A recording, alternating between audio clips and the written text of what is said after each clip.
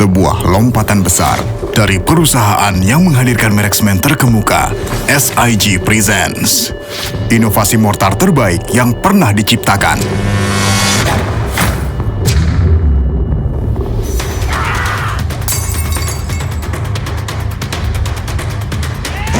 Dengan daya rekat terkuat di kelasnya.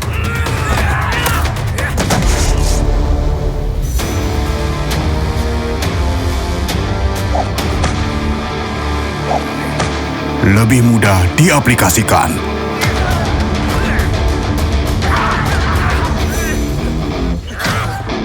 Dan hasil acian sehalus kaca.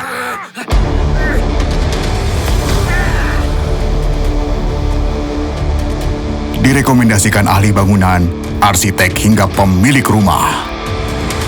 Mortar Indonesia dari SIG. Salam sejahtera, salam Om Swastiastu, Namo Buddhaya, salam kebajikan. Berjumpa kembali dengan saya Dian Putra dari Indonesia Construction and Architecture Network.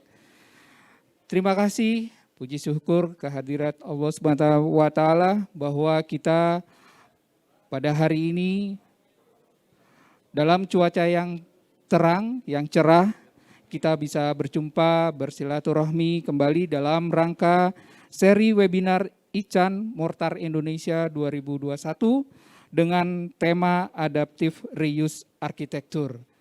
Pada hari ini, tanggal 25 November 2021, live langsung dari Pos Blok Pasar Baru, Jakarta. Bapak Ibu sekalian, kami mengucapkan kembali terima kasih kepada seluruh peserta webinar pada hari ini. Semoga acara pada hari ini menjadi ilmu yang bermanfaat buat kita semua. Sebelum memasuki acara, mohon izin kami akan membacakan tata tertib untuk mengikuti acara hingga akhir nanti. Yang pertama, peserta masuk dalam platform Zoom dalam posisi video on, namun mikrofon off secara otomatis by system.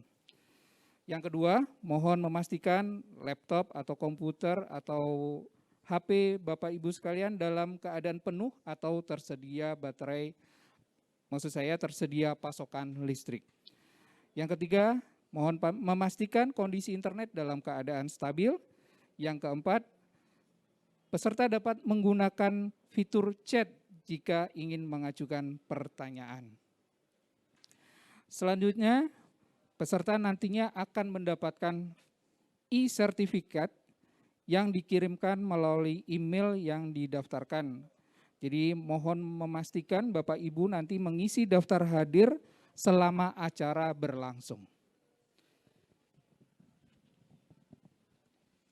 Susunan acara pada hari ini adalah sebagai berikut.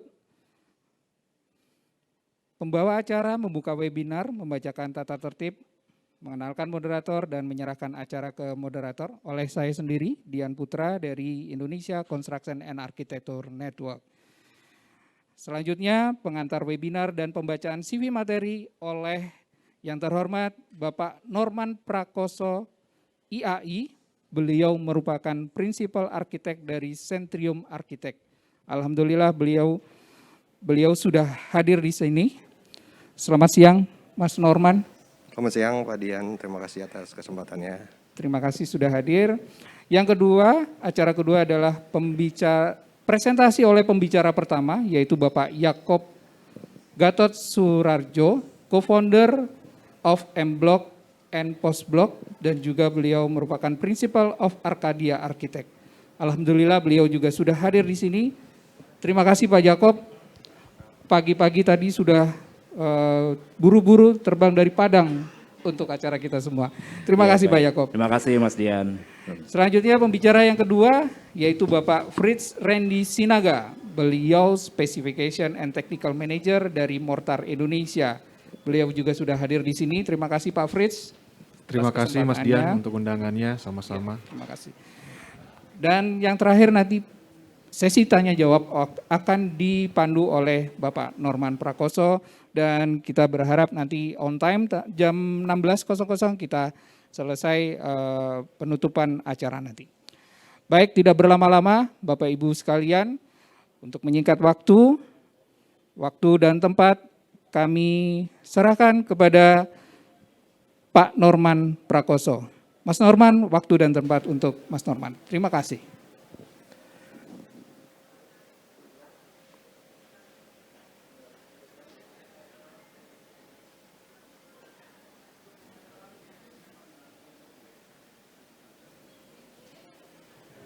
Terima kasih Pak Dian atas kesempatan dan undangannya. Assalamualaikum warahmatullahi wabarakatuh. Selamat siang, salam sejahtera untuk kita sekalian. Salam sehat selalu untuk seluruh rekan-rekan yang bergabung dengan kami melalui platform Zoom webinar. Saya Norman, bertindak sebagai moderator pada acara kali ini. Acara ini diselenggarakan oleh Indonesia Construction and Architecture Network dalam rangkaian ICAN Webinar Series 2021. Acara ini didukung oleh Arcilantis, Semen Gresik Indonesia, dan Mortar Indonesia. Kami mengucapkan terima kasih kepada pihak-pihak yang telah mendukung pelaksanaan acara ini. Selama kurang lebih 2 jam ke depan, kita akan mendiskusikan tema yang berjudul Adaptive Reuse Architect. Namun sebelum kami memulai, izinkan saya mewakili seluruh panitia yang hadir di sini mengucapkan selamat Hari Guru yang bertepatan pada tanggal 25 November saat ini. Adaptive reuse merupakan salah satu cara dalam upaya konservasi bangunan. Secara umum, konsep ini dilakukan sebagai alternatif untuk menjaga bangunan bersejarah atau bangunan tua yang memiliki nilai historikal tertentu dengan cara mengalihfungsikan bangunan lama menjadi fungsi baru yang lebih bermanfaat untuk masyarakat maupun kawasan. Cara ini tidak mengembalikan tampilan hanya secara fisik, melainkan berusaha menghormati nilai-nilai dan menghargai nilai sejarah yang terkandung di dalam bangunan tersebut. Di dalam pelaksanaannya, penerapan adaptive reuse ini mengalami beberapa kendala yang berbeda tergantung persepsi pemerintah kota setempat. Salah satu kendala yang paling sering dijumpai yaitu adanya asumsi bahwa bangunan yang sudah berumur atau bangunan tua merupakan penghalang bagi kemajuan ekonomi, dikarenakan banyaknya bangunan tua yang diabaikan dan menjadi usang. Bangunan tersebut dianggap ketinggalan zaman dan tidak mampu mewujudkan fungsi yang ada pada saat ini. Namun saat ini kami live di Pos Blok Jakarta. Ini merupakan salah satu contoh dari bangunan yang telah teradaptif reuse-kan. Di sini dapat mengakomodir fungsi-fungsi dari bangunan yang bisa disebut bangunan kekinian dengan tampilan yang tentu saja tampilan yang apa adanya. Baiklah, di tengah-tengah kita saat ini telah hadir 2 orang narasumber yang hebat-hebat. Kita sapa dulu untuk narasumber kita yang pertama. Selamat siang Pak Jakob. Siang Mas. Oh, kabar. Siap. Sehat ya. Bapak Jakob merupakan sarjana arsitektur lulusan ITB. Kemudian beliau melanjutkan Master of Urban Development di Universitas Tarumanagara. Beliau berpengalaman mendesain beberapa bangunan publik, mulai dari hotel, perkantoran, hingga pusat komersial. Beliau juga merupakan co-founder dari M-Block Space, Post Block Space, co-founder Titik Temu Coffee, founder Uma Seminyak Retail, and Creative Space. Beliau saat ini juga berpraktek dan merupakan founder and principal arsitek dari PT Arga Kalista Design atau Arkadia. Beliau sudah lebih dari 30 tahun berpengalaman sebagai arsitek. Terima kasih Pak Jakob sudah berkenan hadir dan akan membagikan pengalamannya kepada kami. Kemudian narasumber kita yang kedua adalah Bapak Fritz Randy Sinaga. Selamat siang Pak Fritz. Siang Mas Norman. Pak Fritz merupakan sarjana arsitektur lulusan dari Universitas Indonesia. Saat ini beliau menjabat sebagai Specification and Technical Manager dari PT Mitra Kiara Indonesia atau Semen Gresik Indonesia. PT Semen Indonesia sendiri awalnya bernama PT Semen Gresik. Diresmikan di Gresik pada tanggal 7 Agustus 57, merupakan perusahaan BUMN persemenan yang menjadi penopang pembangunan nasional dari sejak masa kemerdekaan hingga saat ini. Baiklah, tanpa berlama-lama lagi, kita langsung mempersilakan narasumber kita yang pertama, Bapak Jakob, untuk menyampaikan pemaparannya. Waktu dan tempat kami persilakan kepada Bapak Jakob. Oke, terima kasih Mas. Mungkin bisa langsung, silakan.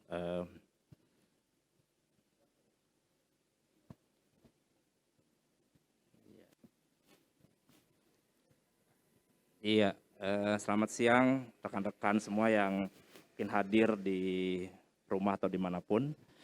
Kita langsung saja, jadi kali ini, sore ini kami akan bawakan topik Adaptive Reuse Projects gitu ya, beberapa yang sudah kami tangani.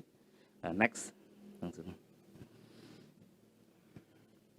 Oh itu video ya, videonya bunyi ya benar. Jadi ini ilustrasi saja, biasa pengantar.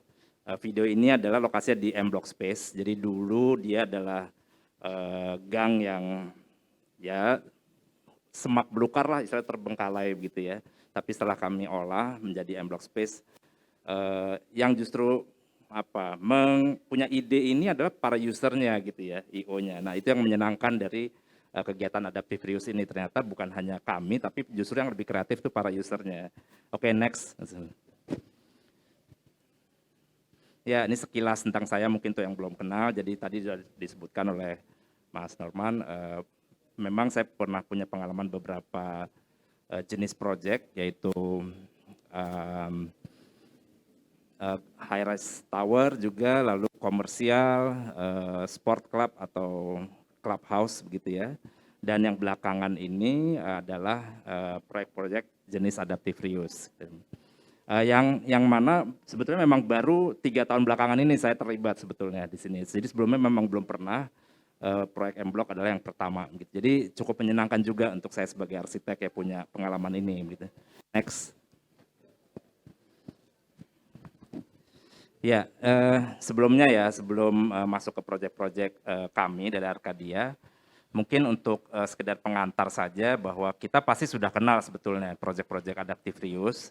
Teman-teman juga pasti entah sadar atau tidak, pasti terutama yang di Jakarta sudah pernah melihat proyek-proyek ini. Ada di Museum Fathahillah dan sekitarnya di Kota Tua itu, ada Gedung Dharma Niaga atau Cipta Niaga, ada Museum Mandiri, lalu itu ada Gedung Keuangan di Lapangan Banteng sini, dekat sini, yang sedang dalam proses renovasi. Tapi berikutnya fungsinya apa tuh masih belum jelas juga. Tapi ini cuma memberi gambaran bahwa proyek-proyek jenis ini sebetulnya biasanya ditangani oleh pemerintah atau BUMN paling tidak. Dananya dari situ gitu ya.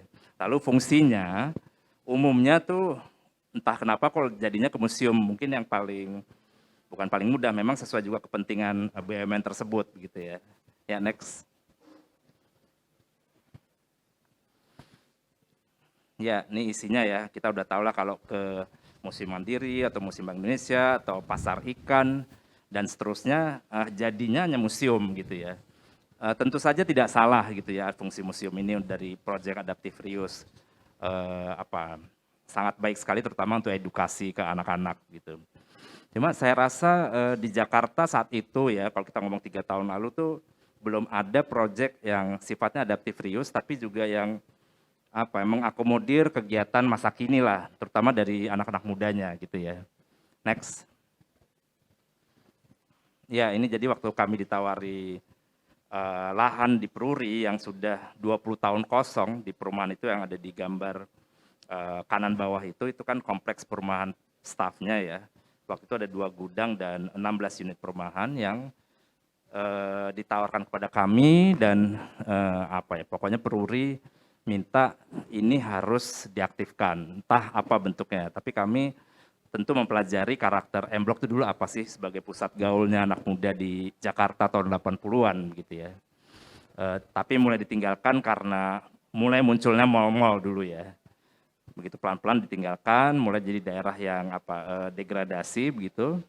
Nah, hingga tahun 2000-an ini, 2000 pertengahan lah gitu ya. Next. Ya, sebelumnya mungkin juga teman-teman arsitek sudah beberapa yang tahu bahwa di lahan Peruri ini sudah ada proposal yang disayembarakan waktu itu yang kebetulan dimenangkan oleh konsultan MVRDV dari Belanda. Sangat wajar waktu itu pola pikirnya adalah bagaimana mengoptimalkan lahan ini yang punya land value yang tinggi sekali karena berada di daerah prime area. Jadi yang keluar adalah proyek super block seperti ini yang isinya office, apartemen, hotel, mall gitu ya. Jadi apapun tuh ada di sini karena memang dia harus optimal mengingat nilai lahannya gitu. Next. Nah, tapi memang waktu itu juga setelah dinilai proyek tersebut tidak layaklah secara ekonomi gitu ya, paling tidak untuk saat itu. Makanya Peruri menawarkan kepada kami di sini tuh berenam waktu itu, termasuk ada almarhum Bung Glenn. Sisanya ada Mas Lance sebagai orang film yang menangani IP juga, intellectual property. Bung Glenn kita tahulah siapa beliau ya, di musik sudah tidak perlu penjelasan lagi. Lalu saya sebagai arsitek, Mas Wendy sebagai program director, beliau dulu managing directornya Rolling Stone, majalah Rolling Stone gitu ya. Kemudian ada Mas Handoko sebagai tokoh branding dan Mas Mario sebagai orang finance. Kami merumuskan ini akan jadi sebuah creative hub, tapi yang bagaimana gitu.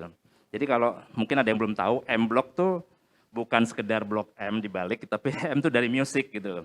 Musik tuh sebagai main atau crowd pullernya dari teman-teman di industri kreatif yang lain. Biasanya kalau ada musik, teman-teman dari industri yang lain tuh akan dengan mudah masuk. Nah dari situ pintu masuknya untuk kolaborasi adalah di musik gitu ya. Ya, next. Nah ini kita sudah masuk ketika mulai proses renovasinya. Beberapa bagian memang waktu masuk memang sudah parah, hancur, hampir hancur gitu ya. Lalu kami memperbaiki di sana-sini, ada penguatan struktur gitu ya. Nah tentu saja juga memakai material-material yang dibutuhkan ya, yang sesuai spek teknis untuk fungsinya gitu. Ada macam-macam lah gitu ya. Nah ini yang dulunya bekas taman kanak-kanak untuk karyawan di situ, anak-anak karyawan, kita rubah menjadi lobby gitu ya. Next. Ini yang tadi lobby itu, jadi selain lobby juga ada musola. Musola kita pakai bahan kerawang di situ. Next. Nah ini gambaran umumnya, jadi di atas itu foto-foto ketika belum direnovasi, jadi foto existingnya, kemudian yang di bawah itu sesudah renovasi sudah menjadi M Block, dengan karakter utamanya adalah pedestrian, yang tadinya jalan mobil itu kita jadikan pedestrian gitu ya. Sesuatu juga yang mungkin relatif baru waktu itu bahwa di sebuah tempat komersial itu kita tidak ada parkiran gitu ya di sini. Next. Ini beberapa, dari beberapa gudang itu, ini gudang pertama yang dijadikan concert hall, kita sebut live house. Di sini investasi terbesarnya dari proyek ini adalah di gedung ini. Kenapa? Karena tadi kalau masih ingat tadi, ini untuk pertunjukan musik yang harus proper. Jadi orang-orang musik tuh harus merasa nyaman main di sini dari segi teknis akustiknya. Jadi kegiatan renovasi terutama untuk keperluan akustik suara ya itu sangat serius lapisannya, juga lighting dan tentu sound system gitu ya. Ya, next. Ya, ini gudang di sebelahnya, dulunya ya benar bagian dari percetakan uang itu. Ini menjadi sebuah resto and bar gitu ya. Yang dilakukan adalah hanya membuat sebuah void di skylight di ceilingnya. Jadi ceilingnya dulu kita buka sebagian itu, lalu hanya ada skylight ini. Skylight ini sangat penting sekali untuk membuat ambience baik di siang maupun malam hari. Sisanya itu sebagaimana apa adanya, termasuk ada panel listrik, ada bekas crane bagian dari proses percetakan, dibiarkan apa adanya, dan ya banyak orang senang karena ternyata memang untuk membuat sebuah tempat komersial itu tidak harus menghancurkan gitu ya. Tinggal pinter-pinter bagaimana menyiasatinya. Next. Ya, ini sudut yang lain ya, tadi yang di Wondergang itu sebetulnya gang service ya. Jadi antara bagian bangunan depan dengan belakang ada gang ini yang dulunya tempat menyimpan mobil-mobil yang sampai rongsokan begitu ya. Ya akhirnya kita bersihkan, lalu berbagai macam acara tuh acara kreatif ya tentunya di sini tuh sering terjadi gitu. Sesuatu yang juga bahkan di luar bayangan saya waktu itu gitu. Next. Ya, ini lagi beberapa sudut di M Block Space mau memperlihatkan betapa budaya jalan kaki itu mulai tumbuh lagi karena selama ini kan kaum muda jalan kaki tapi di dalam mall yang dingin ber-AC gitu, tapi di outdoor seperti ini kan sangat jarang gitu. Next. Ya, jadi misinya M Block itu juga memberdayakan brand lokal. Jadi semua yang ada di situ adalah brand lokal, punya teman-teman yang startup yang baru bahkan gitu ya, yang baru mencoba bisnisnya dan ternyata mereka berhasil lah untuk membuat brandnya tuh tumbuh dan cukup kuat gitu. Next. Ya ini untuk teman-teman arsitek, mungkin ini bagian yang paling tidak kelihatan oleh publik, tapi justru ini yang cukup berat untuk kita sebagai arsitek kalau terlibat di project adaptive reuse gitu ya. Membuat desain guideline bagi para tenant yang menyewa tempat di situ. Ada aturan do's and don't-nya, bagaimana meletakkan signage, bagaimana fasad yang boleh dirubah, yang tidak boleh dirubah itu bagaimana, sampai membuat grease trap dan seterusnya. Itu kita ada satu guideline sendiri. Nah, ini juga pengalaman baru untuk saya, untuk kami ya di Arcadia, tapi ya sangat penting guideline ini. Ini yang mungkin ya tadi sekali lagi orang awam nggak akan lihat ini gitu ya. Next. Ya ini mungkin bisa dipercepat aja, ini beberapa sudut di M Block sehari-hari ya suasananya. Next. Nah ini sebetulnya mau kasih lihat, inilah soul-nya M Block ya, tempat berbagai komunitas itu, selain tadi kegiatan yang fashion show, musik, sebetulnya ini yang sangat mewarnai atau karakter M Block adalah kegiatan diskusi. Waktu itu dalam seminggu tuh bisa 3 atau 4 kali bahkan ada diskusi-diskusi seperti ini yang dilakukan oleh komunitas. Jadi bukan kami malah yang membuat acara ini, tapi komunitas yang ingin membuat acara di situ. Next. Ya ini bisa diputar videonya Mas, coba diklik. Bisa nggak ya? Nah ini saya mau ngomong bahwa kami perencana dulu punya ide apa, tapi user bisa punya ide yang lebih kreatif. Jadi mereka membuat konser di balkon ini ya, yang juga sambutannya ternyata luar biasa. Bahkan jadi sampai pedestrian itu dipenuhi oleh para penonton, sehingga kalau kita ngomong public space, inilah public space yang betul-betul di sini saya sebut inclusive and livable public space gitu, yang seperti natural lah apa adanya gitu ya. Di sini saya melihat titik keberhasilan M Block sebetulnya waktu itu yang dari sisi public space begitu ya. Ya next. Ya ini yang gudang berikutnya dulu sebagai gudang badminton gitu ya, lalu kami rubah menjadi mini museum atau galeri museum dari Peruri gitu. Next. Sebagian di depan ya, sebagian lagi sebagai creative hall. Di sini juga sekarang sering sekali ada acara-acara kreatif ya, mau diskusi, mau pertunjukan seni apapun, tari dan seterusnya lah, pop up, bazar atau pameran lukisan seperti ini. Next. Lanjut ya.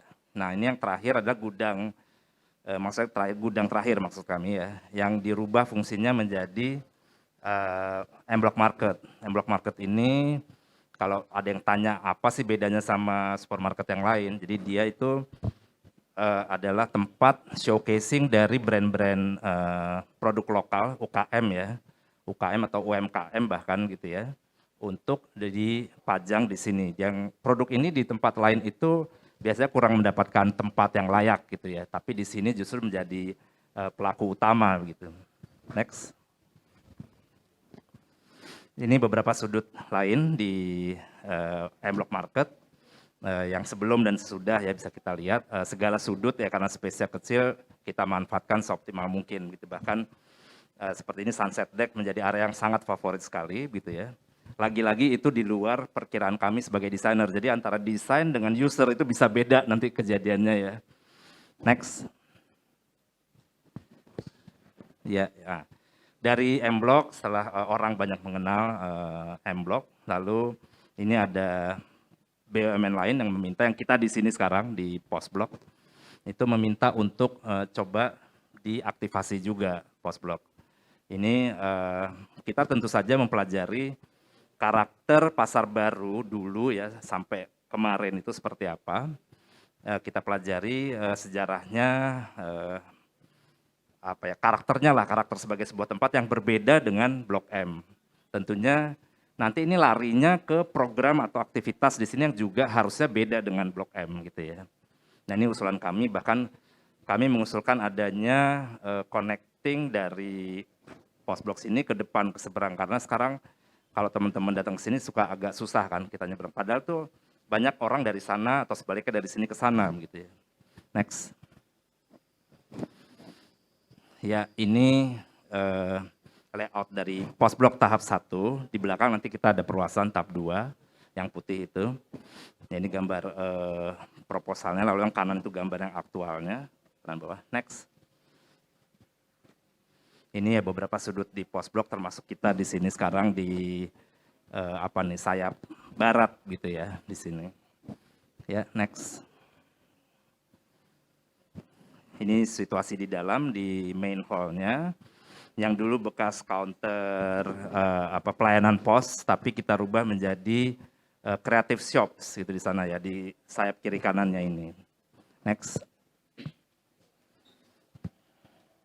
Ya, lagi-lagi yang paling penting dari sebuah tempat public space ini adalah kegiatan komunitasnya. Di sini sudah dan sedang terus berlangsung kegiatan komunitas berbagai macam ya, seperti bisa lihat di gambar ini. Next. Ya, akhirnya dengan dua tempat itu, ya mungkin teman-teman juga suka lihat ada berita-berita tentang M-Block atau Postblok yang singkat kata kita menjadi media darling. Kenapa? Karena ini adalah sebuah preseden dari keberhasilan ruang publik yang selama ini mungkin belum ada gitu ya. Kalau di luar negeri kan banyak ya tempat seperti ini, tapi di kita tuh masih jarang.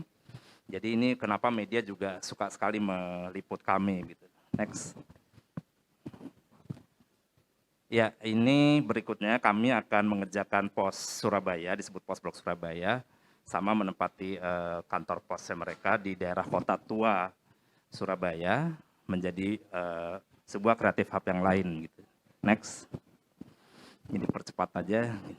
Ya, ini rencananya mereka juga punya hall yang cantik sekali yang akan dijadikan kurang lebih seperti di sini gitu ya. Next.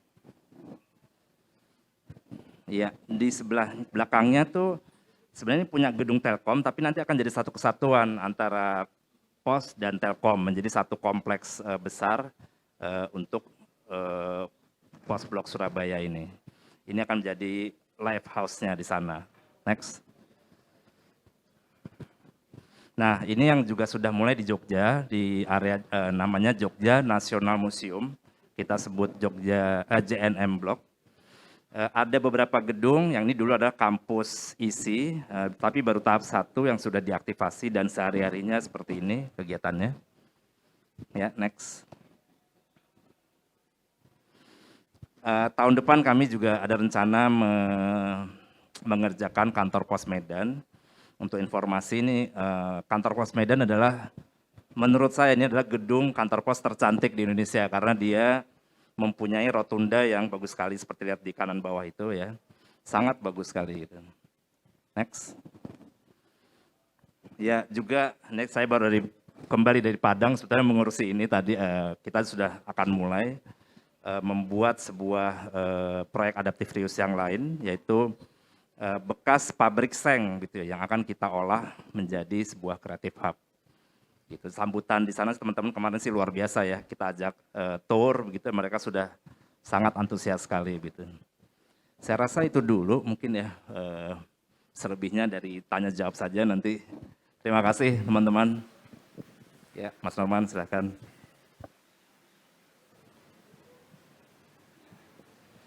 Oke, terima kasih atas pemaparannya Pak Jakob. Saya minta aplausnya dulu dong buat Pak Jakob. Luar biasa. Menginisiasi ruangan-ruangan komunal yang sangat bagus. Tapi di tengah pandemi seperti ini, kira-kira pengaruhnya tuh gimana Pak?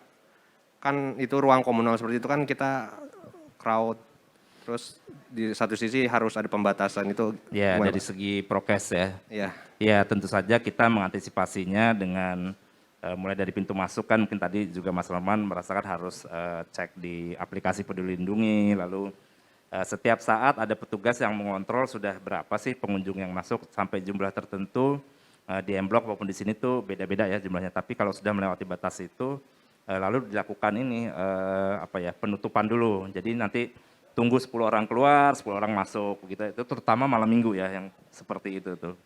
Jadi tentu saja ada usaha-usaha untuk mematuhi prokes lah gitu. Oke, terima kasih Pak Jakob.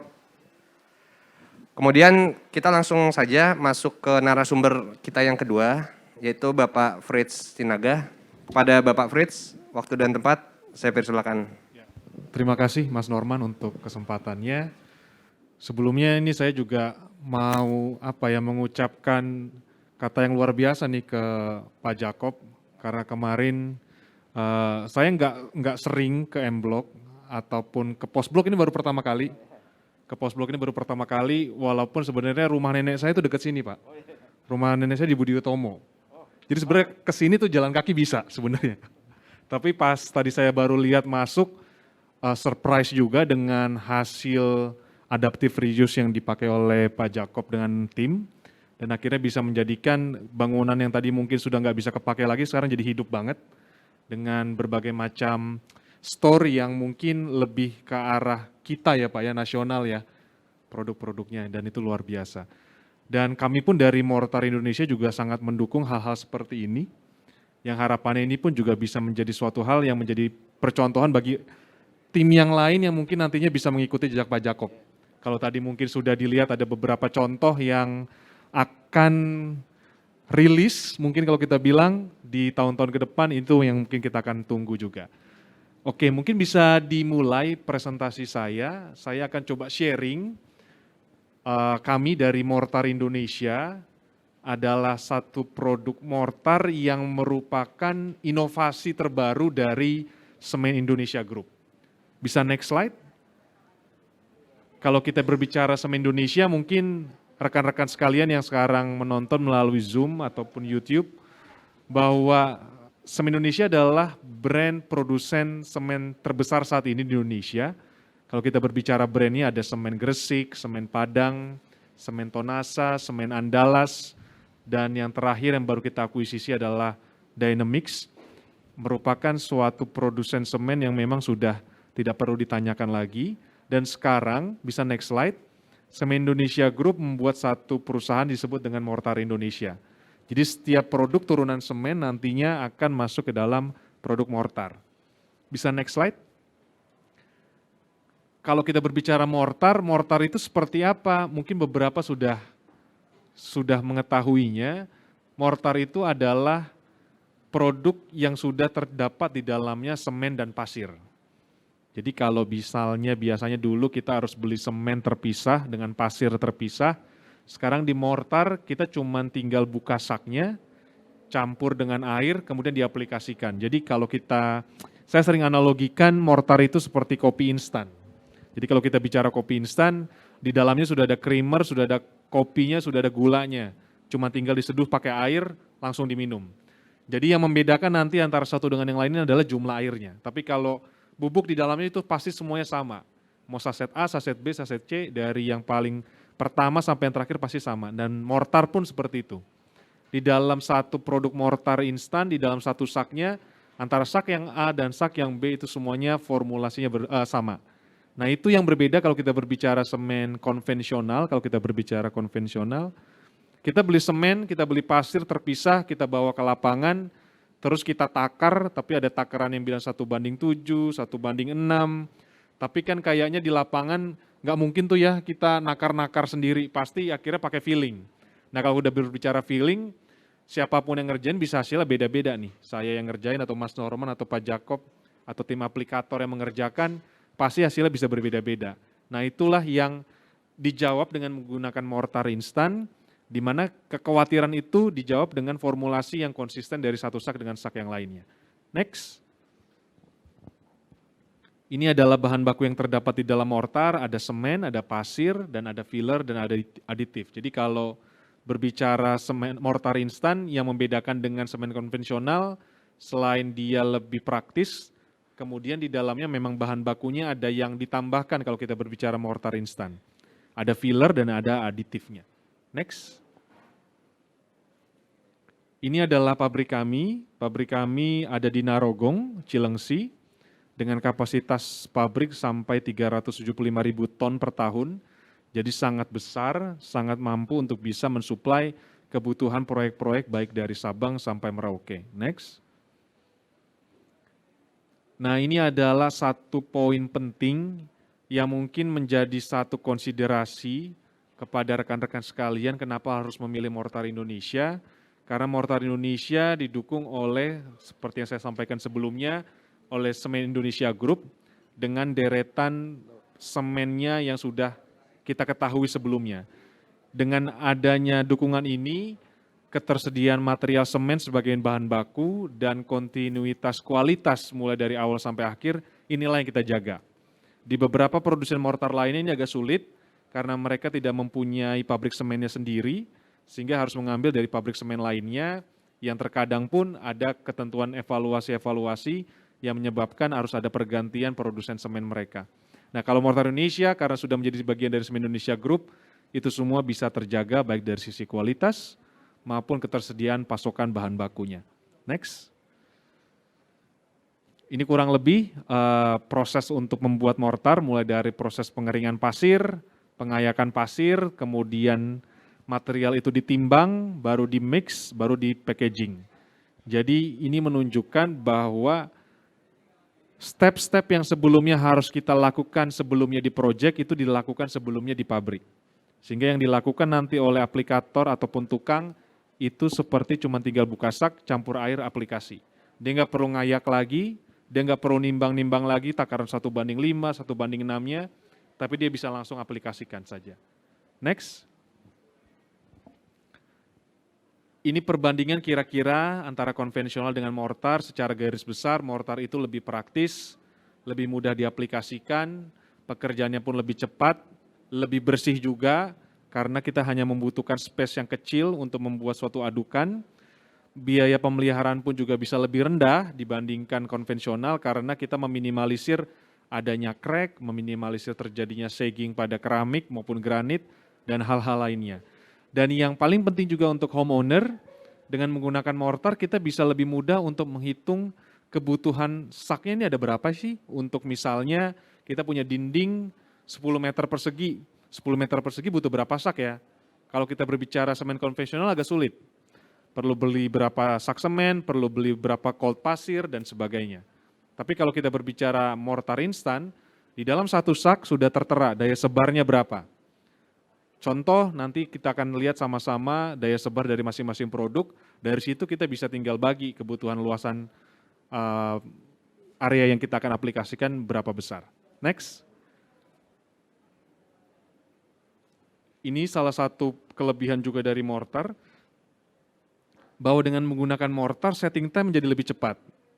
Mulai dari kita pasang bata ringan, misalnya ini hari Kamis, besok tuh kita udah bisa masuk plester hari Jumat, lusa kita sudah bisa masuk ke acian. Sehingga akhirnya pekerjaan itu lebih cepat dibandingkan kalau kita berbicara semen konvensional karena harus menunggu setting time, sehingga akhirnya waktu yang dibutuhkan lebih lama. Next. Kita akan masuk ke produk apa saja yang dimiliki oleh Mortar Indonesia, bisa next. Kita punya dua solusi. Yang pertama adalah solusi dinding, mulai dari D1 perekat bata ringan, D2 perekat bata dan plester, D3 acian. Mungkin rekan-rekan sekalian sudah mulai menyadari bahwa kode ini dibuat untuk memudahkan.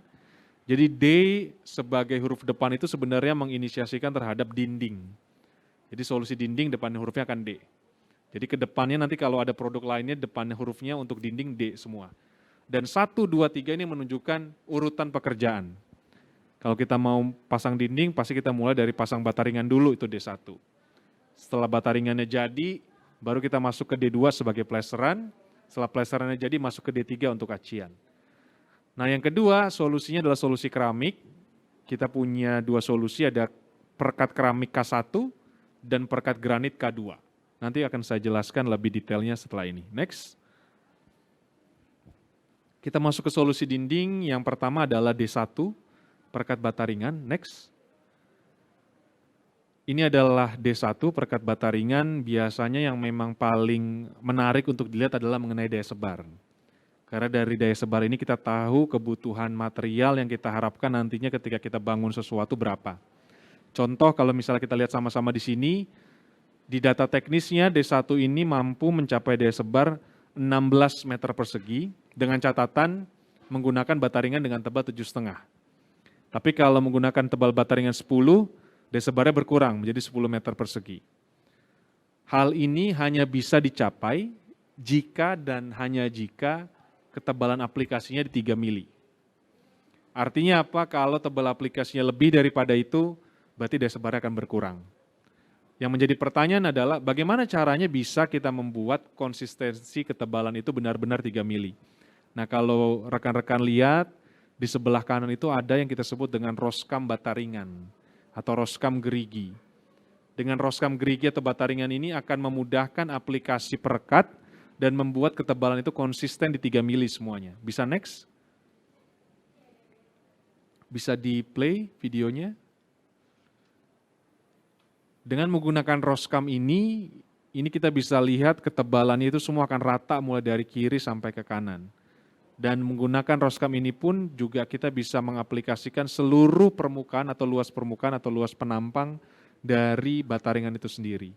Pertanyaannya adalah, apakah harus pakai roskam? Bisa nggak kalau pakai sendok semen?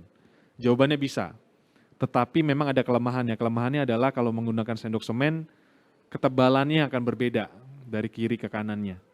Jadi nggak konsisten ketebalannya. Next. Setelah kita pasang D1, baru kita masuk ke D2. D2 ini adalah perekat bata, khususnya bata merah. Jadi kalau di lapangan, kita biasanya menggunakan bata ringan atau bata merah. Kalau bata ringan kita bisa pakai D1. Kalau bata merah kita bisa menggunakan D2. Dan dia juga bisa digunakan sebagai plester. Fungsi utama dari D2 sebenarnya adalah di plester dengan ketebalan di 1 cm. Pertanyaannya adalah bisa nggak kalau lebih daripada 1 cm? Misalnya 1,5, 2 cm, ataupun 3 cm. Jawabannya bisa, tapi dengan catatan.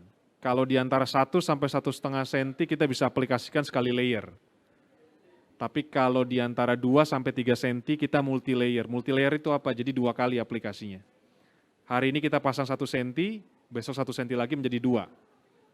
Atau hari ini kita pasang 1,5, besoknya kita pasang 1,5 lagi menjadi 3. Tujuannya supaya apa? Supaya material ini enggak terlalu berat sehingga akhirnya bisa sagging takutnya. Dan yang kedua, untuk menjaga supaya setting time dari material ini tetap terjaga. Jadi bisa lebih cepat untuk keringnya. Next. Satu hal yang menarik kalau kita berbicara Mortar Indonesia, bisa next. Bisa di play videonya, ya. Satu hal yang memang menarik adalah kalau kita biasanya aplikasi plester itu menggunakan kamprot caranya, ditepok-tepok gitu ya dengan menggunakan sendok semen. Kita bisa dengan aplikasi seperti yang ada di video, bisa di play lagi, di mana kita bisa aplikasinya dileletin atau digelar seperti yang ada di video. Kenapa bisa seperti ini? Karena ada aditif tadi. Aditif ini memiliki daya rekat yang baik, Sehingga ketika kita aplikasikan dengan cara dilelet ataupun digelar seperti ini, dia bisa menempel dengan baik. Kalau kita berbicara semen konvensional, sulit. Biasanya kalau digelar seperti ini dia akan jatuh lagi, karena nggak punya aditif. Ini yang membedakan antara semen konvensional dengan mortar Indonesia. Next. Setelah kita pasang D2, besokannya lagi kita bisa masuk ke acian. Nah D3 ini bisa untuk acian di atas plester, bisa juga acian di atas beton atau kita sebut dengan skim coat. Daya sebarnya adalah di 20 meter persegi dengan tebal aplikasi di 1,5 mili. Nah ini yang mungkin kita harus sama-sama sepakati. Saya sering di setiap presentasi saya sering bilang bahwa acian ini sering dipakai untuk penebus dosa aplikasi sebelumnya. Kenapa penebus dosa? Karena sebelumnya misalnya pasang bata ringannya nggak lot. Karena pasang bata ringannya nggak lot, akhirnya plesteran jadi tebel. Karena plesteran tebel, ada kemungkinan dia bergelombang. Karena dia bergelombang, aciannya juga ikut bergelombang atau bahkan jadi lebih tebal. Karena acian lebih tebal, jadi akhirnya dia bisa menjadi retak. Hal-hal ini yang perlu kita sadari bahwa untuk mendapatkan hasil yang bagus, bukan jadikan acian sebagai penutup terakhir. Tapi sebenarnya kalau aplikasinya bagus, mulai dari pasang bata ringan, terus di plester, baru di aci, harusnya acian ini cuma tinggal nempel atau tinggal numpang aja. Karena dia kan sebenarnya fungsinya kayak poles untuk dari sisi kosmetiknya, untuk membuat hasil aplikasinya menjadi lebih halus.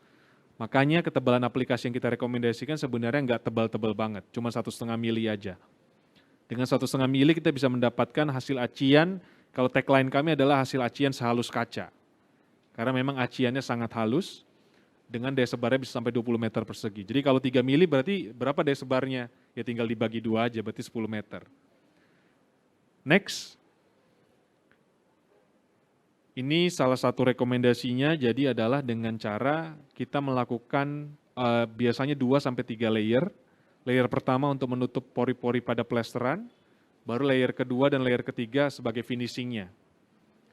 Jadi nanti tergantung berapa butuh layernya itu tergantung apakah plesterannya bergelombang atau dia sudah rata. Kalau sudah rata 2 kali layernya sudah cukup, tapi kalau dia agak bergelombang untuk bisa mendapatkan kerataan yang baik, biasa sampai 3 layer. Nah rekomendasi berikutnya adalah kami tidak merekomendasikan menggunakan sak semen biasanya dipakai untuk menggosok acian itu sendiri. Nah si sak semen ini kan terbuat dari kertas. Sedangkan acian ini mengandung air, dan kita sama-sama tahu kertas ini menyerap air. Kalau kita gosok acian itu, dan akhirnya air dari acian itu menyerap ke dalam sak dari semen tersebut, yang terjadi acian ini kekurangan air atau dehidrasi. Karena dia dehidrasi, ada kemungkinan dia bisa retak karena ada beberapa produk ataupun mortar yang tidak tercampur dengan air. Nah itu yang kita hindari, oleh karena itu kita sarankan menggunakan roskam. Ini kita sebut dengan roskam baja, atau roskam PVC yang tidak menyerap air. Next. Solusi keramik yang kami miliki ada 2, bisa next. Yang pertama adalah K1. K1 dan K1 ini untuk produk perekat keramik. Jadi kalau memang kebutuhannya di rumah ataupun di proyek adalah keramik yang akan direkatkan pakainya K1 saja. Di sini Bapak dan Ibu atau rekan-rekan sekalian bisa lihat ada beberapa ketentuan mengenai pot life, adjustment time, open time, itu adalah teknis yang kita rekomendasikan untuk menghindari hal-hal yang tidak kita inginkan. Maksudnya apa? Kalau kita berbicara open time 20 menit, kita bisa lihat di sebelah kanan, itu produknya sudah diaplikasikan di atas skrit atau plester. Bapak dan Ibu atau rekan-rekan punya waktu 20 menit untuk segera menempelkan keramik dan granit di atasnya. Apa yang terjadi kalau lebih dari 20 menit? Kemungkinan perekatnya sudah mulai mengeras, sehingga akhirnya lemnya atau perekatnya itu sudah mulai hilang. Nah itu yang kita hindari, oleh karena itu kita sarankan untuk aplikasi setelah produk ini diaplikasikan di atas skrit ataupun plester, langsung diaplikasikan dalam kurun waktu 20 menit. Next. Dan ini adalah K2, jadi kalau tadi keramik menggunakan K1, kalau nanti yang mau direkatkan adalah granit, gunakanlah K2. Nah K2 inilah yang membedakan dari K1 karena K2 ini memiliki daya rekat yang lebih bagus dibandingkan K1. Kenapa? Karena keramik ini adalah produk material yang porositasnya tinggi, sedangkan granit porositasnya rendah. Oleh karena itu butuh perekat yang lebih bagus dibandingkan keramik untuk granit itu sendiri. Nah, K2 lah yang akan mengaplikasikan produk perekat untuk granit. Next. Bisa di-play videonya. Nah, ini adalah rekomendasi yang kami sarankan bisa menggunakan Roskam. Nah, Roskam keramik ataupun Roskam granit tujuannya untuk mendapatkan ketebalan. Jadi fungsinya sama kayak Roskam bata ringan, dia akan membuat konsistensi ketebalan itu terjadi. Mulai dari awal sampai akhirnya supaya daya sebar yang kita harapkan itu bisa tercapai. Kurang lebihnya seperti itu. Ini adalah produk-produk yang kami miliki, ada 5 saat ini. Mulai dari solusi dinding, ada D1 perekat bata ringan, D2 perekat bata merah dan plester, D3 untuk acian plester dan beton. Sedangkan solusi yang kedua adalah solusi keramik yang terdiri dari 2 produk, yaitu K1 yaitu untuk perekat keramik dan K2 untuk perekat granit. Kami dari Mortar Indonesia tentunya akan mendevelop banyak sekali produk yang tentunya nantinya akan bisa mensupport proyek-proyek Bapak dan Ibu sekalian, seperti yang nanti akan kita lakukan launch di awal tahun 2022. Kami akan launch beberapa produk, ada sekitar 5 produk yang notabene-nya lebih ke arah produk perbaikan permukaan dan juga produk perekat yang harapan nanti bisa membantu rekan-rekan dalam menyelesaikan proyek yang sedang dikerjakan. Rencana kami di dalam 1 semester kurang lebih ada 5-6 produk yang akan kami launch di tahun-tahun ke depan. Mungkin dari saya seperti itu Mas Norman, yang bisa saya sampaikan pada kesempatan kali ini. Terima kasih. Terima kasih atas pemaparannya Pak Fritz. Tepuk tangan dulu dong buat Pak Fritz.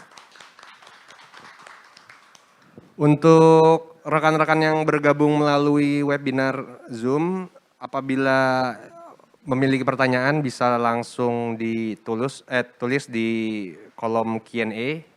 Nanti akan kami bacakan dan kami sampaikan kepada narasumber yang dituju. Oke Pak, untuk pertanyaan sudah ada pertanyaan yang masuk. Untuk Mas Fritz dulu nih. Dari Hakiki Nugraha. Ingin bertanya mengenai hal yang menjadi konsep dasar untuk mengimplementasikan imajinasi dengan realisasi desain itu bagi kakak-kakak di Mortar seperti apa? Jadi sebentar saya coba pahami. Iya. Buat saya atau buat Pak Jakob tuh jangan-jangan. Buat Iya Pak bisa. Fritz. Buat saya. Okay. Buat Pak Fritz mungkin nanti Pak Jakob bisa menambahkan. Silakan Pak Fritz. Jadi kurang lebihnya gimana tadi Mas? Karena kayaknya lebih karena desain ya. Bagaimana mengimplementasikan imajinasi dengan realisasi desain? Mungkin ini salah salah. Mungkin harusnya ke Pak Jakob Ya, kali mungkin ya. ke Pak Jakob ya. Karena kayaknya nggak ada Salah sasaran mungkin penanyanya ya. Kalau dari mungkin dari saya coba jawab adalah gini. Mortar ini adalah produk yang sebenarnya rata-rata dipakai untuk menjadi media yang ada di belakang layar. Yang di depan itu adalah keramiknya, yang di depan itu adalah catnya. Kita itu sebagai kalau kita bilang panggungnya, nanti rockstar-nya itu ada lagi, itu adalah catnya, ada keramik, ada granit dan sebagainya. Tapi mungkin kalau kita lihat belakangan ini banyak atau berkembang industrial look yang dimana menampilkan produk mortar atau semen itu menjadi di depan sebagai produk finishing. Nah disitulah mungkin peranan kami dari Mortar Indonesia yang bisa kami gunakan untuk produk kami tadi D3 acian kami yang bisa digunakan sebagai expose concrete look yang bisa digunakan untuk di area rumah ataupun kantor, office, cafe, restoran dan sebagainya yang tentunya akan menambah tentunya dari sisi ekonomis pasti akan menjadi lebih murah karena tidak perlu lagi ada produk finishing lainnya. Tapi memang nanti yang menjadi challenge-nya adalah bagaimana membuat produk yang tadi ada di belakang layar ini bisa menjadi ke depan. Karena kalau kita berbicara acian, kalau nggak bagus aplikasinya ada kemungkinan dia bisa retak. Nah itu yang memang butuh Dari kami, saya dari Departemen Technical, jikalau memang dibutuhkan untuk training applicator ataupun mock up terhadap proyek yang sedang dijalankan, itu bisa kita bantu untuk support kebutuhan hal tersebut. Mungkin dari saya mengenai hal tersebut seperti itu, imajinasi saya terhadap pertanyaan tersebut, mungkin Pak Jakob bisa Oke, terima kasih menyempurnakannya. Pak Fritz. Mungkin kita langsung next aja ke pertanyaan selanjutnya, Pak. Ini ada pertanyaan untuk Pak Jakob. Dari Maharani Dita. Pak Jakob, apa dasar pertimbangan perubahan fungsi postblok menjadi creative hub atau ruang kreatif publik seperti M-Block Space? Kenapa tidak menjadi jenis bangunan publik yang lainnya? Silakan, Pak. Ya, ya pertanyaannya bagus sih. Saya juga jadi agak mikir nih gitu ya. Kenapa gitu ya? Pertama-tama mungkin dari PT Pos sendiri selaku pemilik properti ini, mereka pasti sudah memperhitungkan begini. Ini kan karena bangunan cagar budaya. Sorry, bangunan cagar budaya itu memiliki keterbatasan kan, apa yang boleh, apa yang tidak boleh. Apalagi ini bangunan cagar budaya kelas A yang sebetulnya sangat minim yang boleh diutak-atik. Jadi ada keterbatasan di situ. Jadi misalnya tadi kalau kenapa nggak bangunan publik yang lain? Apa misalnya office, kantor gitu ya? Bisa. Tapi apakah dia mempunyai dampak kepada kehidupan kota? Kalau ini bisa banget sih jadi kantor ya, bisa banget disekat-sekat. Tapi dampak ke lingkungan, ke kehidupan anak muda di Jakartanya apa sih gitu ya? Jadi hotel bisa juga, tapi perlu renovasi yang berat dan itu pasti susah dapat izin dari Dinas Cagar Budaya. Jadi dengan keterbatasan itu, mungkin PT Pos apalagi setelah melihat M-Block yang bisa menjadi sebuah public space yang berhasil dan diduga akan sustain, ya memang iya sustain dong, harus sustain ya. Itu ya pilihannya adalah sebuah creative hub yang memang juga dibutuhkan oleh Jakarta Pusat gitu ya. Seperti itu sih alasannya. Oke, terima kasih jawabannya Pak Jakob. Kemudian dari Nasruddin Jalil, izin bertanya kepada Bapak Jakob lagi. Berdasarkan pengalaman Bapak dan tim perencana, dalam konsep bangunan adaptive reuse, komponen apa saja yang harus diperhatikan ketika alih fungsi lama ke dalam fungsi baru, dan bagaimana bagian bangunan mana saja yang harus tetap dipertahankan untuk memperlihatkan originalitas arsitekturnya? Iya, lagi kalau konteksnya adaptive reuse di bangunan yang heritage gitu ya. Karena kalau adaptive reuse itu bisa terjadi di bangunan yang bukan heritage ya, bisa juga. Tapi kita sekarang mungkin maksudnya tadi pertanyaannya adalah di bangunan yang heritage ya. Tentu saja fasad depan itu sangat penting, baik terutama di sini di Pos ini ya, maupun di M-Block. M-Block sebetulnya perumahan perurinya tidak masuk dalam kategori cagar budaya. Kalau kawasan Kebayorannya iya, lalu ada gedung kantor pusatnya yang bagus sekali yang didesain oleh arsitek Belanda itu masuk, harus di-preserve ya. Nah kebetulan yang bagian kami sebetulnya tidak, tapi kami sebagai perencana tahu bahwa bangunan yang tahun 50-an itu adalah era awal dari tropical modern arsitektur pada saat itu tahun 50-an gitu ya. Itu era awalnya Kebayoran gitu kan. Jadi rasanya urban fabric kita perlu mempunyai atau memiliki tipologi bangunan jenis itu. Jadi yang kami lakukan adalah intervensi sesedikit mungkin pada fasadnya. Hanya menambah kanopi kanopi yang transparan dari kaca begitu ya. Dan meratakan teras-teras di depan itu, pokoknya seminimal mungkin gitu ya. Tapi wajah depan itu sangat penting. Nah di belakang dan di ruang dalamnya untuk keperluan tenant tuh masih fleksibel gitu ya. Oke. Ya. Berarti kalau proses perizinan itu ribet nggak Pak? Ya kalau adaptive reuse pada bangunan heritage atau kawasan heritage, kita harus melalui Dinas Cagar Budaya, dalam hal ini tim sidang pemugaran. Nah itu tektokannya ya, kita harus presentasi itu bisa 1,5 sampai 2 bulan gitu. Setiap minggunya kita meeting di sidang Dewan timnya itu mendengarkan alasan-alasan kita, misalnya ya, kenapa itu dibuat jendela besar padahal tadi masif. Itu aja diskusinya bisa lama gitu ya. Saya harus kasih argumentasi yang bisa diterima oleh tim sidang pemugaran itu gitu ya. Oke, terima kasih. Kita ke Pak Fritz. Dari Pak Joko Santoso, apakah perekat keramik K1 bisa digunakan untuk memasang keramik baru di atas keramik yang lama yang ingin diganti? Atau keramik lama harus dibongkar terlebih dahulu? Terima kasih Pak. Pak Joko ya? Ya. Pak Joko, ya. Terima kasih Pak Joko pertanyaannya. Jadi ini pertanyaan yang mungkin sering ditanyakan, khususnya untuk rekan-rekan yang mungkin ingin merenovasi rumahnya atau apartemennya, apakah memang produk kita ini bisa dipakai seperti itu. Jadi ini satu produk yang nantinya akan kami launch di awal tahun 2022, yaitu namanya produk tile on tile atau keramik di atas keramik, yang memang dibuat produk ini khusus untuk melempelkan keramik langsung di atas keramik, ataupun granit di atas granit. Jadi nggak perlu bongkar lagi, betul. Jadi ini memiliki adhesion strength atau daya rekat yang lebih kuat dibandingkan K1 dan K2. Khususnya untuk kalau kita berbicara dinding. Mungkin kalau lantai masih lebih bisa lah toleransinya ya, kita bisa masih menggunakan K1 atau K2.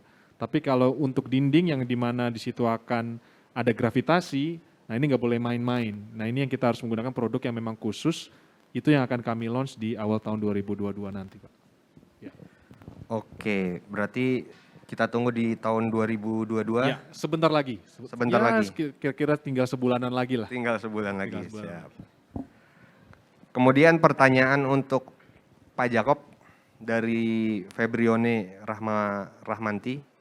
Ada 2 pertanyaannya Pak. Yang pertama dulu, apa tantangan utama yang paling umum ditemukan dan paling sulit saat menghandle sebuah proyek adaptive reuse? Silakan Pak. Begini, jadi tantangan utama sebetulnya dari pihak pemilik properti sebetulnya malah. Saya pikir kalau tantangan teknisnya walaupun sulit tapi bisa diatasi ya. Tapi biasanya pemilik properti, bahkan hingga hari ini kami masih sering kedatangan tamu-tamu yang ingin dibuatkan konsep serupa begitu ya. Masalahnya begini loh, jadi kami ingin seperti M-Block begitu ya. Seperti M-Block. Sekarang lihat kotanya dulu, kotanya apa, lifestyle seperti apa, penghasilan rata-ratanya berapa dan seterusnya, banyak tuh PR-nya ya. Nah itu yang PR yang harus dijawab bersama, terutama oleh landlord, supaya jelas tajam gitu, mau yang seperti apa sih begitu ya. Seperti yang sedang kami buat di Padang begitu ya kan, kami harus betul-betul melihat, mempelajari karakter Padang sebagai kota maupun sebagai budaya begitu ya, orang-orangnya. Jadi saya rasa itu yang paling sulit gitu. Begitu sisanya adalah hal teknis yang juga sulit. Tadi kami mengalami, menyambung pertanyaan yang tadi ya, ada berlantai yang tadinya ini gimana ya, kita mau ganti lantai, tapi akhirnya kita bongkar waktu itu karena pilihannya mau aman, karena belum ngerti ada produk ini gitu ya. Jadi ya hal-hal seperti itu kan kita bisa tanya ahlinya nanti gitu ya, hal teknis itu. Gitu. Kemudian seberapa jauh Pak kita bisa mengintervensi desain dan konstruksi asli bangunan sehingga bangunan tersebut termasuk dalam kategori adaptive reuse? Mungkin dibagi 2 komponen ya Pak, bangunan konservasi sama bangunan yang bukan merupakan bangunan cagar budaya ya. Kalau yang bangunan bukan cagar budaya rasanya bisa lebih bebas lah, lebih bebas ya. Sekarang bangunan cagar budaya tadi ada batasan-batasan dari Dinas Cagar Budaya untuk menjaga karakter bangunan itu kan. Era tahun 1900-an dengan yang di Kebayoran yang 50-an itu beda karakternya kan. Jadi batasan-batasannya juga berbeda gitu ya. Nah, apa tadi? Bagaimana sejauh apa mengintervensi bangunan? Bisa mengintervensi. Jadi karena tadi status bangunannya, intervensinya juga ya tergantung tadi klasifikasi bangunannya itu gitu. Semakin dia kelas A dan semakin tua bangunannya, kita semakin sedikit ruang untuk intervensi gitu. kira-kira begitu. Oke, jadi kembali lagi ke bangunan apa yang mau kita intervensi, semakin tinggi tingkatan klasifikasi bangunan tersebut, maka akan semakin sedikit intervensi yang diperbolehkan secara legal. Oke, pertanyaan selanjutnya untuk Pak Fritz. Bagaimana landutan permukaan pada bidang yang luas? Mungkin seperti ini, bagaimana cara meminimalisir terjadinya landutan pada permukaan dinding yang luas? Ya, terima kasih dari Pak Indro ya. Oke, ya jadi kalau kita berbicara, tadi seperti yang saya sampaikan di awal, acian itu sering menjadi penebus dosa. Jadi dia nutupin plesterannya, ya nutupin bata ringannya. Untuk membuat aplikasi yang benar-benar rata, memang dibutuhkan itu mulai pertama dari pasangan bata ringan. Itu harus dipastikan untuk supaya dia benar-benar load. Jadi dia benar-benar rata. Kemudian kalau kita berbicara plesteran, harus menggunakan kepalaan. Kepalaan itu adalah sebagai guidance supaya ketebalan itu nanti bisa rata dari ujung kiri sampai ujung kanan. Dan kepalaan ini pun juga jangan terlalu jauh-jauh. Misalnya sampai 2 meter ataupun per 3 meter. Tapi kita bisa bikin di 1,2 sampai 1,5 meter, satu kepalaan, nanti kepalaan berikutnya di 1,2 meter lagi, kepalaan berikutnya di 1,2 meter lagi. Sehingga ketika nanti kita aplikasikan plesteran di kamprot, ataupun nanti mungkin di lelet kayak tadi, tinggal digelar, itu dia ketika kita jidar itu kita persperatan plester, sudah ada nih guidance-nya dari yang sebelah kiri maupun sebelah kanan dengan ketebalan yang kita harapkan.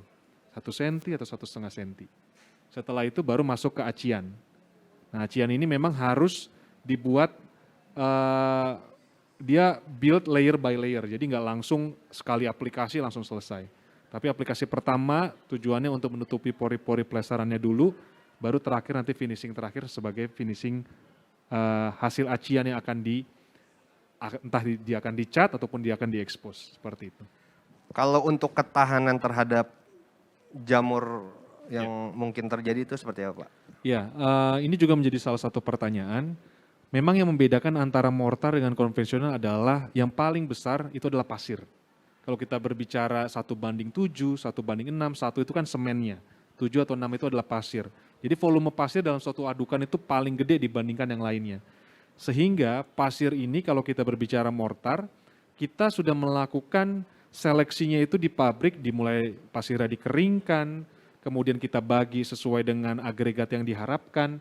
Nah ini yang nggak didapat kalau kita berbicara konvensional. Jadi kalau kita berbicara konvensional, pasir dari alam dibawa ke proyek ataupun dibawa ke rumah, dan di dalamnya mungkin saja masih terdapat bahan-bahan organik atau kandungan-kandungan organik yang sebenarnya nggak dibutuhkan. Dan ketika itu diaplikasikan dan ternyata dindingnya cukup lembab, itu akan mulai tumbuh. Akhirnya lumut keluar, akhirnya jamur keluar. Nah ini yang bisa diminimalisir dengan menggunakan mortar, karena bahan-bahan organik seperti itu ataupun zat organik yang tidak dibutuhkan itu sudah kita papas sebelumnya. Sehingga akhirnya ketika kita aplikasikan, akan minim sekali untuk adanya terjadi lumut maupun jamur yang bisa tumbuh di dalamnya. Oke. Kalau untuk aplikasinya itu sendiri Pak, kira-kira rekomendasi teknis dari mortar untuk plester dan acian tuh berapa senti Pak? Oh baik, oke. Jadi kalau rekomendasinya sebenarnya yang seyogyanya itu 1 cm untuk plester. Artinya 1 cm saja sudah cukup. Tapi ada beberapa orang bisa nggak kurang dari 1 cm, kami nggak menyarankan. Kenapa? Karena kalau di bawah 1 cm, agregat pasir ini nanti akan muncul jadinya, karena dia lebih tebal. Sehingga akhirnya membuat jadi kasar. Nah kita nggak mau seperti itu. Jadi rekomendasi ketebalan minimal adalah 1 cm. Maksimalnya berapa? Sesuai dengan kebutuhan. Tapi memang nanti ada rekomendasi teknisnya. Kalau cuma sampai 1,5 cm, sekali layer saja sudah cukup. Kita langsung 1,5 itu bisa. Jadi kita bikin kepalanya tebal 1,5 itu bisa. Tapi kalau memang maunya 2 cm, kita bikin multi layer. Hari ini kita pasang dulu 1 cm, besokannya 1 cm lagi. Kalau mau 3 cm, hari ini 1,5, besokannya 1,5. Itu sudah cukup. Kalau untuk acian bagaimana? Acian kami rekomendasikan di antara 1,5 mili sampai 3 mili. Lebih kayak gimana? Lebih kami tidak terlalu merekomendasikan, kenapa? Karena ketakutannya adalah bisa retak. Kenapa bisa retak? Karena acian ini kan bahan dasarnya cuma ada semen, nggak ada pasirnya. Karena dia nggak ada pasir, dia nggak punya tulangan. Karena dia nggak punya tulangan, kalau dia lebih tebal daripada 3 mili, dia nanti akhirnya bisa kemungkinan retak karena nggak ada pegangannya. Kayak kita punya tulang rusuk, itu kan yang menjangga kita supaya bisa berdiri. Kalau nggak ada tulangnya, yaitu dia bisa lemah dan akhirnya bisa crack. Nah itu rekomendasi ketebalan yang kita sampaikan. Oke, terima kasih Iya. Pak Fritz. Untuk rekan-rekan yang bergabung melalui Zoom webinar, silakan apabila ada pertanyaan yang ingin disampaikan bisa langsung menulisnya di kolom Q&A.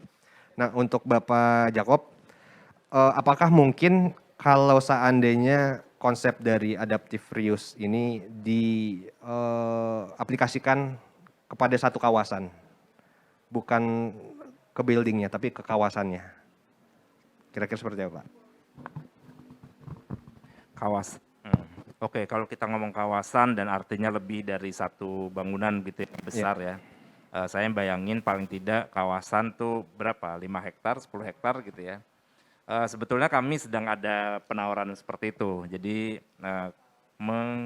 mengadaptif reuse-kan satu kawasan seluas 15 hektar lah gitu ya. Masalahnya memang bukan soal teknis lagi-lagi, tapi bagaimana mengisi programnya gitu kan.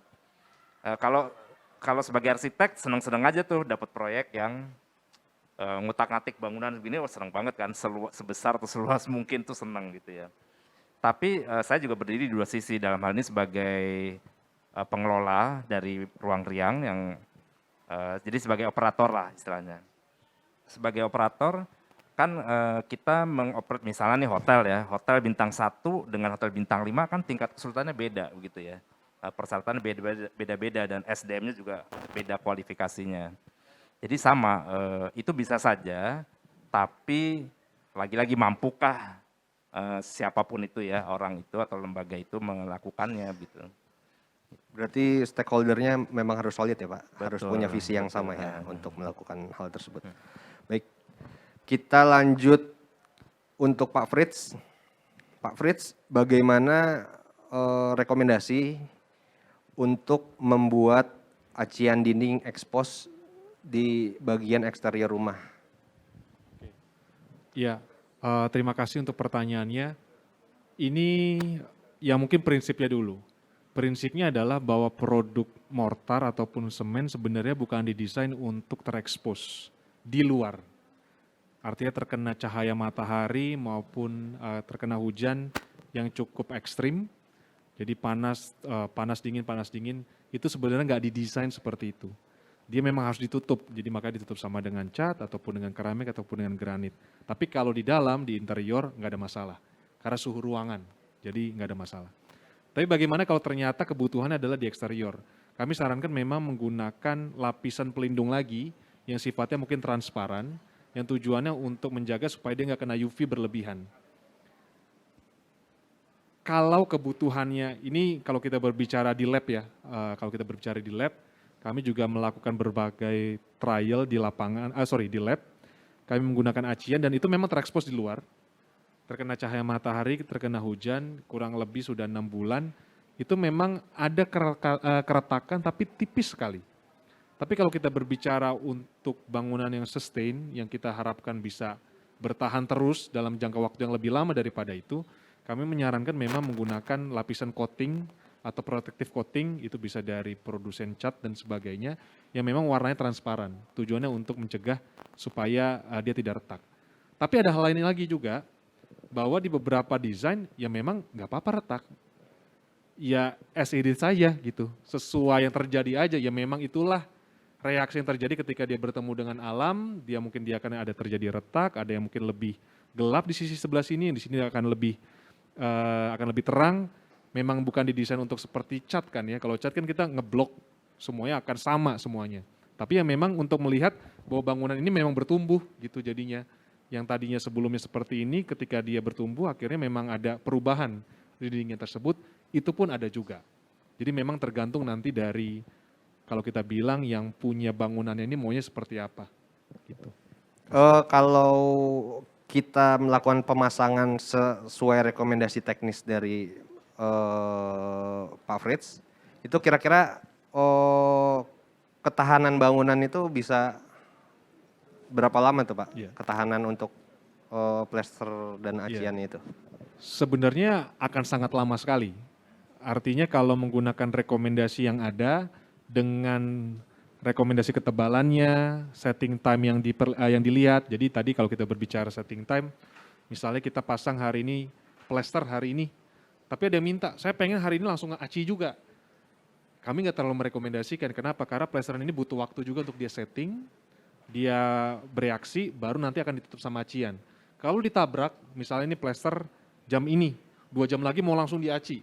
Yang terjadi adalah plesteran ini masih bergerak, acian masuk, sehingga akhirnya acian itu bisa kemungkinan ikut bergerak atau mulai susut dan akhirnya bisa terjadi retak.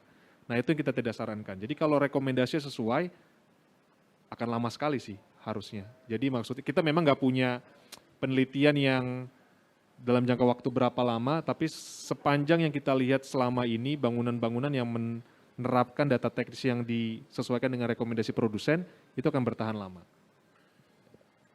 Ya. Oke, terima kasih.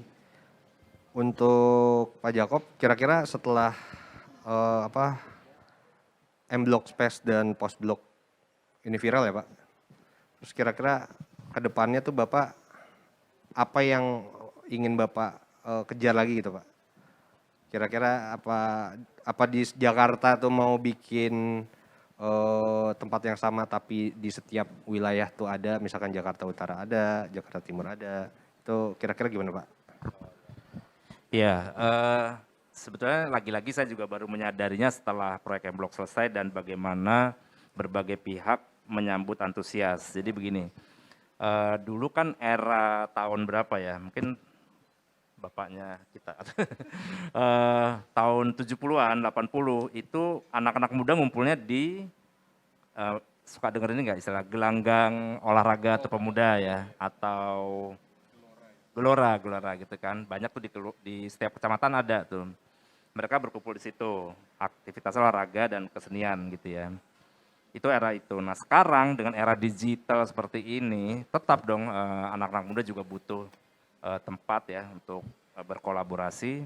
Harapan saya jadi sebetulnya akan semakin banyak tempat seperti ini, bukan berarti kami ya, siapapun bisa mengambil contoh lah yang sudah ada. Dan itu rasanya sudah mulai terjadi di mana-mana karena kami sering mendapat pertanyaan dari sekelompok anak muda yang ingin membuat tempat serupa dengan skala lebih kecil gitu ya.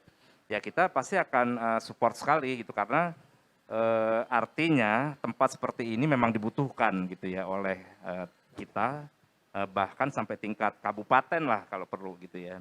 Gitu. Jadi harapannya akan semakin banyak lah tempat seperti ini. Oke, terima kasih Pak Jakob.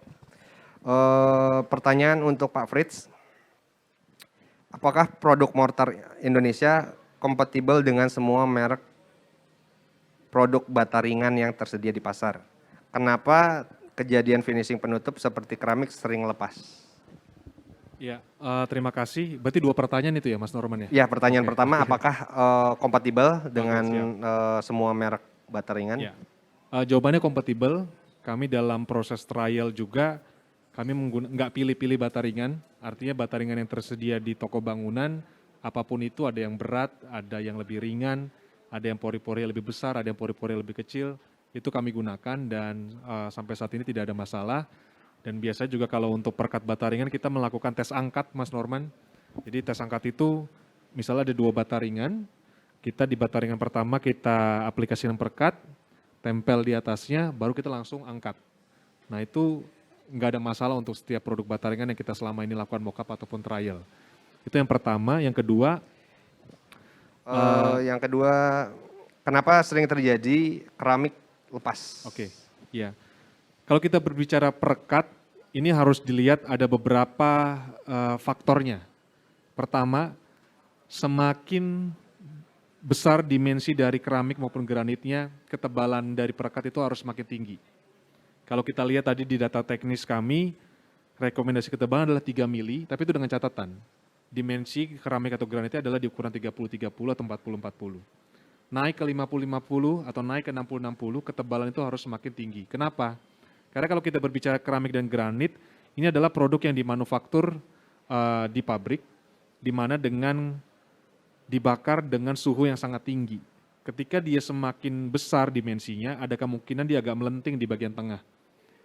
Semakin dia dimensinya gede, dia akan semakin melenting di bagian tengah. Kalau kita menggunakan ketebalan yang sama untuk ukuran 30-30 dengan ukuran 60-60, akan ada kemungkinan di bagian tengah itu tidak ada perekat yang tidak nempel langsung ke granit ataupun keramiknya.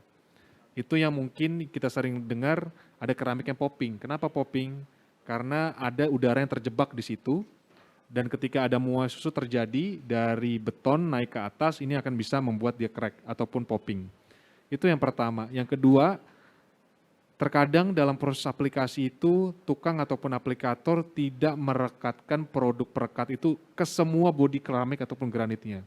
Jadi cuman setengah-setengah aja, cuman bagian pinggirnya, cuman bagian tengahnya, sehingga akhirnya ada yang kopong di situ. Nah, kalau kita berbicara dinding, karena ada hal yang tidak tertempel atau merekat, ya berarti kerekatannya akan melemah. Itulah yang akhirnya memungkinkan keramik ataupun granit itu bisa copot. Seperti itu kurang lebihnya. Oke. Baiklah, sepertinya kita sudah hampir berada di penghujung acara. Untuk penutup, mungkin Pak Jakob ada statement apa yang akan disampaikan sebagai penutup? Silakan. Ya, baik. Mudah-mudahan presentasinya bermanfaat untuk teman-teman pemirsa, terutama para arsitek ya. Ini saya mau informasikan saja, semakin banyak pihak yang bingung memiliki properti yang terbengkalai. Artinya apa? Artinya banyak peluang bagi para arsitek untuk mengerjakan proyek seperti ini. Kedua, bagi para developer, mereka juga yang biasanya pola pikirnya adalah umumnya ya, lebih baik bongkar deh, lebih enak daripada kita ngurusin bangunan tua gitu ya.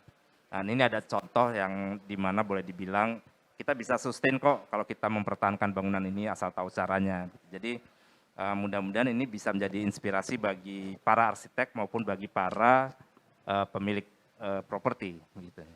Oke, terima kasih Pak Frits. Tepuk tangan untuk Pak Frits. Untuk Pak Jakob, mohon maaf. Mohon aplaus untuk Pak Jakob.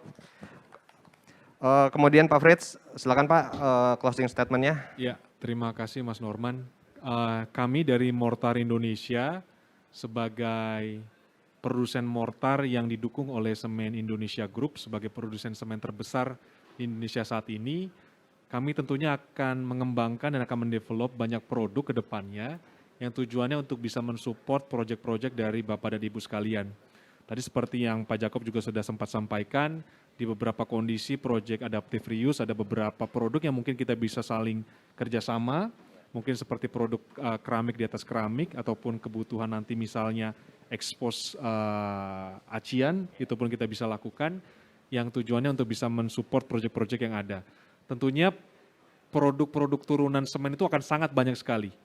Mulai dari sekarang kalau kita berbicara solusi dinding, ada solusi perekat, nanti kita akan masuk ke produk yang lebih advance, seperti grouting, waterproofing, dan hal-hal lainnya. Inilah yang akan nantinya kita akan develop ke depannya, yang tujuannya adalah arsitek, kontraktor, owner, maupun rekan-rekan sekalian yang membutuhkan produk mortar, bisa mendapatkan variasi pilihan yang baik dari Mortar Indonesia, yang bisa mensuplai untuk proyek-proyek yang sedang dikerjakan oleh Bapak dan Ibu sekalian.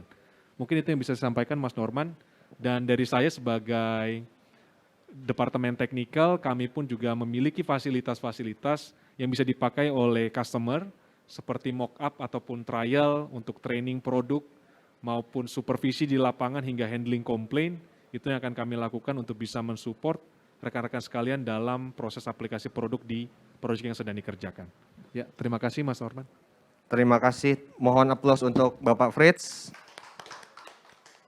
Baiklah, kepada rekan-rekan yang bergabung bersama kami melalui webinar Zoom, akhirnya kita sampai di penghujung acara. Kami dari penyelenggara mengucapkan terima kasih atas kehadiran rekan-rekan sekalian. Jangan lupa untuk mengisi link absensi yang disediakan oleh panitia. Nanti akan dikirimkan sertifikat ke email yang didaftarkan. Saya Norman, mohon undur diri, mohon maaf apabila ada kekurangan yang mungkin saja terjadi. Wassalamualaikum warahmatullahi wabarakatuh. Selamat sore, terima kasih sudah bergabung dengan webinar kita pada siang hari ini. Sebuah lompatan besar dari perusahaan yang menghadirkan merek semen terkemuka, SIG Presents. Inovasi mortar terbaik yang pernah diciptakan.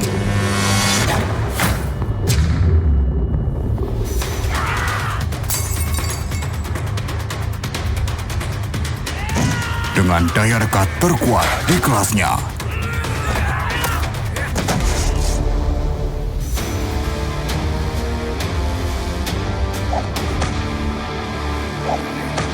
Lebih mudah diaplikasikan.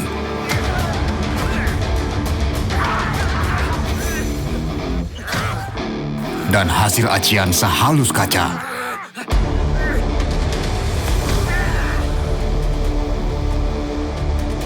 Direkomendasikan ahli bangunan, arsitek hingga pemilik rumah. Mortar Indonesia dari SIG.